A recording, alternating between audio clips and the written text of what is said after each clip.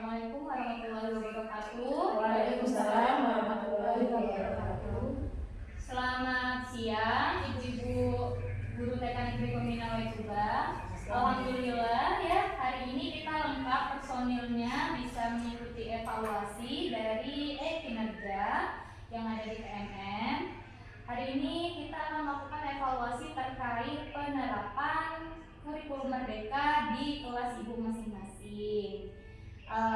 Sebelumnya kita sudah mengikuti kegiatan di PMM, mulai dari belajar mandiri di PMM, kemudian mengelola kinerja di PMM, kemudian ada juga teman-teman kita di sini yang alhamdulillah juga ikut di program PPG dalam jabatan yang ada di sertifikasi PMM. Tentu saja sudah sudah tidak asing dengan namanya kurikulum merdeka. Kurikulum di mana anak-anak dijadikan sebagai subjek dan objek dalam pembelajaran, guru hanya sebagai fasilitator saja. Nah, oleh karena itu sejauh ini kita sudah menyusun dari modul ajar, kita sudah membuat rancangan pembelajaran, bagaimana penerapan itu prosesnya berlangsung di kelas bunda-bunda. Adakah yang mau memaparkan atau bercerita bagaimana sejauh ini proses penerapan kurikulum belajar, kurikulum merdeka di kelasnya masing-masing? Silakan. Ya, saya dulu Bu ya. Silakan Ibu Enda. Alhamdulillah ya Bu ya, sejauh ini saya kan sudah mulai mengerti itu ya Bu kurikulum merdeka dan sudah mulai menjalankannya. Ternyata kurikulum merdeka itu sangat-sangat seru ya Bu ya, karena anak-anak itu lebih aktif gitu. Kemudian saya melakukan kegiatan belanja di pasar ya Bu ya. Di belanja di pasar, anak-anak itu sangat senang dan sangat aktif. Mereka berbelanja, mereka mengenal mata uang. Jadi mereka itu paham, oh ini kalau misalnya memakai uang segini nanti ada kembalian, mereka harus beli apa dan mereka mengerti tugas mereka membeli apa. Pokoknya pada kegiatan di pasar itu anak-anak sangat senang sekali. Dan saya juga merasakan bahwa kurikulum merdeka ini sangat membantu saya dalam hal anak-anak mereka lebih aktif dan mereka jadi pusat pembelajarannya, bukan berpusat kepada guru tetapi berpusat kepada anak-anak. Seperti itu. Jadi lebih atraktif ya kegiatannya ketika kita menerapkan kurikulum merdeka ini, kita sandingkan sama pembelajaran di luar kelas atau outing kelas. Dan anak-anak juga bisa ini ya Bu ya, ikut mengenal materi seperti tempat perbelanjaan tradisional itu secara langsung, jadi nggak secara konsep di gambar buku atau seperti apa. Jadi anak juga sangat-sangat mengenal konsep baru secara nyata. Ada lagi ibu-ibu wali kelas ini mau memaparkan bagaimana konsep dari penerapan kurikulum merdeka sejauh ini kita terapkan selama 6 bulan terakhir dari Januari sampai Juli. Monggo silakan. Saya Bu ya. Ya, silakan Bu Ida. Alhamdulillah setelah adanya kurikulum merdeka ini, menurut saya ini sangat membantu untuk guru terutama saya. Karena dalam hal ini saya melakukan kegiatan untuk cooking class, yaitu kegiatan anak-anak belajar memasak. Itu juga didampingi oleh guru. Jadi tidak hanya anak saja yang dibiarkan saja untuk memasak, tidak. Jadi ada damping guru oleh saya, yaitu anak-anak mengikuti kegiatan di situ. Ada mungkin dia memotong sayur seperti itu, kemudian jadi disesuaikan dengan kegiatan memasaknya. Misalnya membuat roti, anak-anak ikut serta untuk bikin roti tersebut. Jadi dengan adanya ini semua memudahkan saya untuk dalam proses belajar mengajar untuk anak-anak. Karena anak-anak sangat antusias sekali dalam mengikuti cooking class ini. Seperti itu. Ada nggak Ibu Liga anak yang tidak terlibat gitu, yang tidak mau atau saya kurang pasif gitu anaknya? Ada nggak? Sejauh ini ada Bu. Tidak semua, tetapi ada yang dia memang tidak mau dalam mengikuti kegiatan ini. Tapi masih tetap dalam pendampingan guru ya, masih ya. Sedikit banyak anak tersebut masih ikut kegiatan fundraising yang dibuat di kelas tersebut. Iya, masih ikut serta. Baik. Untuk itu ada kelas lain yang ingin memaparkan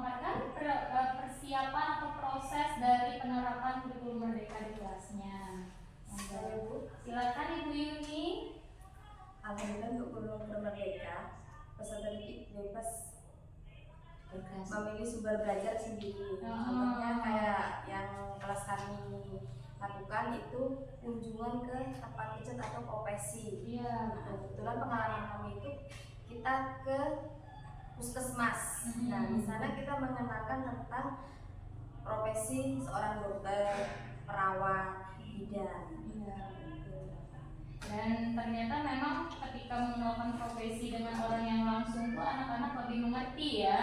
mereka lebih suka Mengenalkan dokter tadi berkaitan mungkin dengan pola hidup bersih, gigi, gitu, kesehatan gigi. Dan memang itulah pentingnya. Kemudian saya juga mau bertanya ke teman-teman semua dari sumber belajar yang sudah kita pilih ya, kita pelajari seperti membuat modul ajar 6 bulan terakhir ini. Ibu-ibu ini kan pasti mempunyai referensi ya untuk membuat itu, idenya dari mana gitu kan. Nah, kira-kira ada nggak dari rekan-rekan sekalian mau memaparkan saya dapat ide untuk membuat modul ajar ini dari mana? Silakan yang mau memaparkan. Saya dia. Ya, silakan Bu Ina. Saya membuat modul ajar itu minta bantuan, minta tolong sama teman. Ya tak dikasih tahu caranya lah. Itu sama seperti saya minta. Nah, saya nanya sama Bu Enda. Oh, Bu Enda gimana caranya? Oh, Bu Enda udah ngasih tahu ke saya. Iya.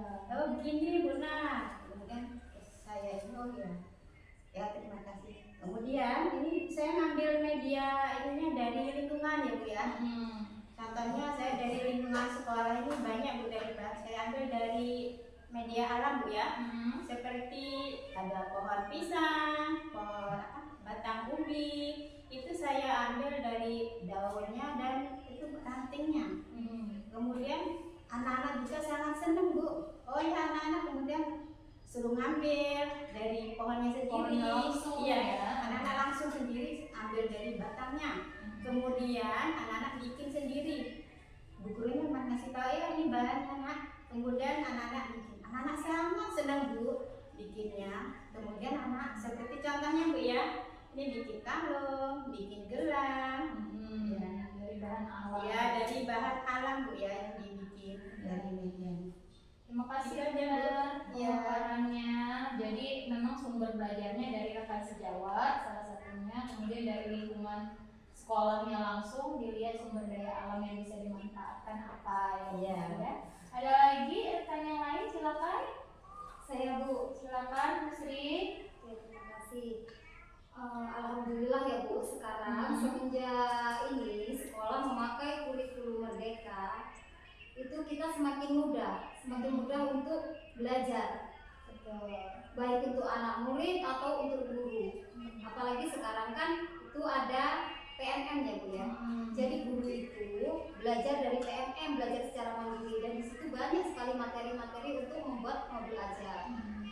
Nah, saya itu sering membaca-baca, terus ini anak itu tidak hanya belajar melalui buku, kita hanya melihat di buku terus mengerjakan, tapi anak itu sering praktek tuh. Jadi mereka tuh lebih antusias, lebih bahagia, terus tidak mudah merasa bosan.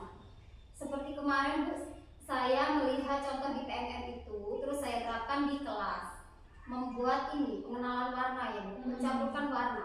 Misal kita siapkan 2 warna, satu warna merah, yang satu warna hijau. Anak itu memasukkan jarinya ke warna merah sama warna hijau, terus digosok-gosok gitu, nanti berubah warnanya. Menciptakan warna baru ya. Jadi anak-anak itu bahagia gitu Bu, tidak merasa bosan, jadi mereka tuh semangat belajar. Betul. Terima kasih. Jadi sumber belajarnya salah satunya dari PMM, belajar mandiri. Karena modul-modul di PMM itu banyak ya, mulai dari modul P5, dari modul ajar sehari-hari, itu bisa kita lihat di PMM. Kalau misalnya kita udah nggak punya ide, jadi kita bisa cari inspirasi di PMM. Insya Allah kegiatan di PMM itu kegiatan yang membangun dan interaktif bagi anak.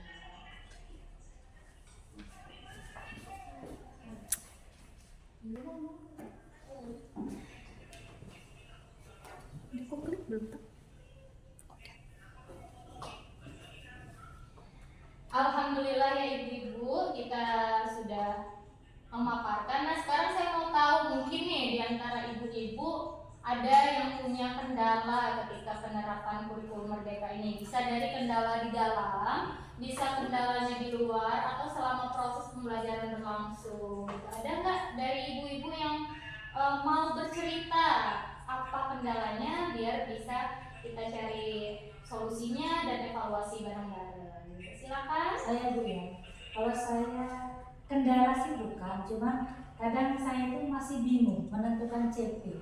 Saya harus pakai CP yang mana, karena kan berurutannya ya, tujuan pembelajaran dari CP terus diturunin. Nah, di situ kadang saya itu bingung, saya itu mau pilih yang mana. Itulah yang bikin saya itu kadang ragu-ragu mau membuat modul aja.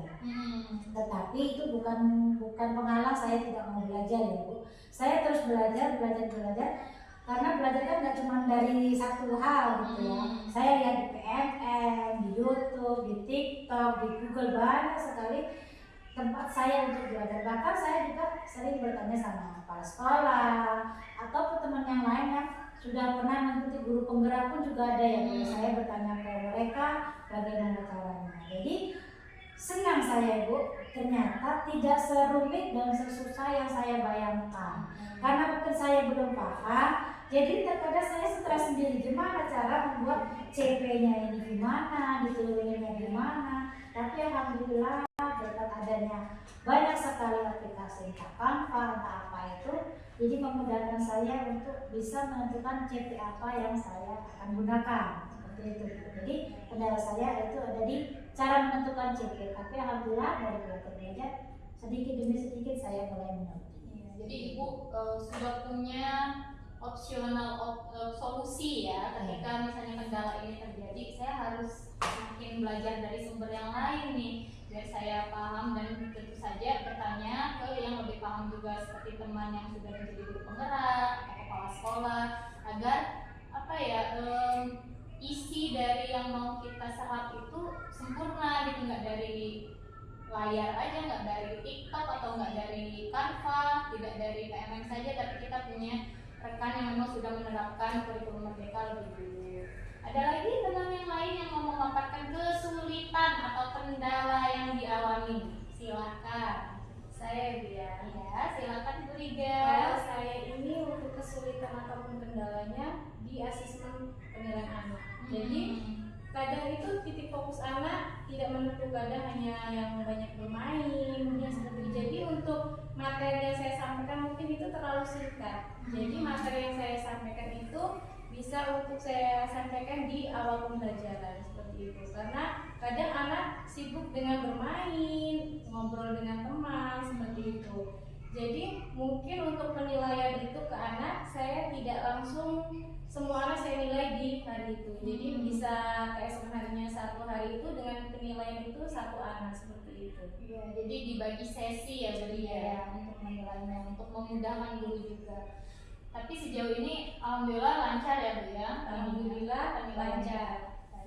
Ada lagi dari guru yang lain yang mau menyampaikan kendala yang dialami selama penerapan kurikulum merdeka di sekolah kita?